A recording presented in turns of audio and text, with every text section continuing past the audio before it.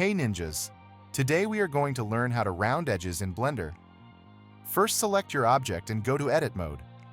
Select the edge you want to bevel and press Ctrl+B if it's uneven. Go back to Object mode and apply Scale to it. And now try to do it again. See, now it's even.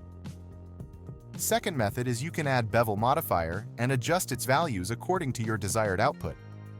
Sometimes adding modifier is very efficient way. If you want to just bevel this side of the object, so select that edge and click on this option and increase its value. Then go at Bevel modifier and change limit method to weight and boom.